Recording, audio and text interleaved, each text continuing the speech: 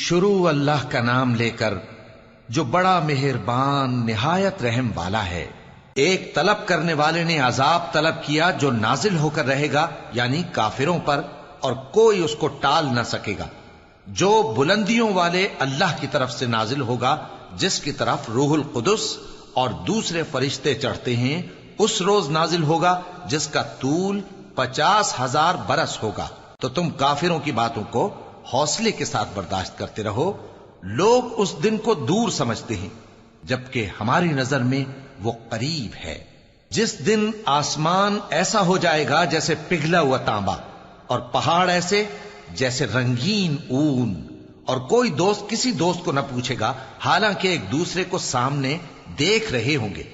اس روز گناہگار چاہے گا کہ کسی طرح اس دن کے عذاب کے بدلے میں سب کچھ دے دے، یعنی اپنے بیٹے اور اپنی بیوی اور اپنے بھائی اور اپنا خاندان جس میں وہ رہتا تھا، اور جتنے آدمی زمین پر ہیں، غرض سب کو دے ڈالے، پھر اپنے آپ کو عذاب سے چھڑا لے۔ لیکن ایسا ہرگز نہیں ہوگا۔ وہ بھڑکتی ہوئی آگ ہے، کھال ادھیڑ کر کلیجہ نکال لینے والی۔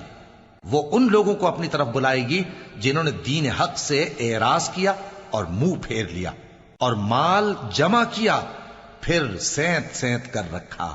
کچھ شک نہیں کہ انسان کم حوصلہ پیدا ہوا ہے۔ جب اسے تکلیف پہنچتی ہے تو گھبرا اٹھتا ہے، اور جب ملتا ہے اس کو مال تو بخیل بن جاتا ہے۔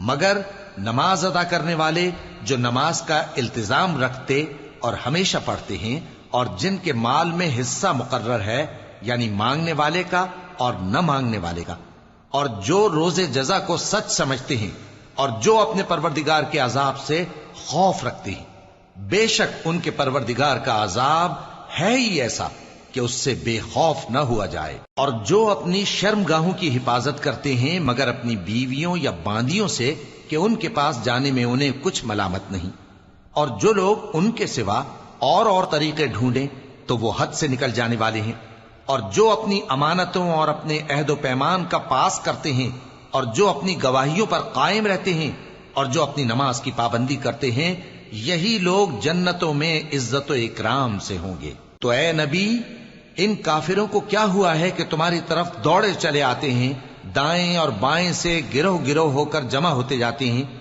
کیا ان میں سے ہر شخص یہ امید رکھتا ہے کہ نعمت کے باغ میں داخل کیا جائے گا؟ ہرگز نہیں۔ ہم نے ان کو اس چیز سے پیدا کیا ہے جسے یہ جانتے ہیں۔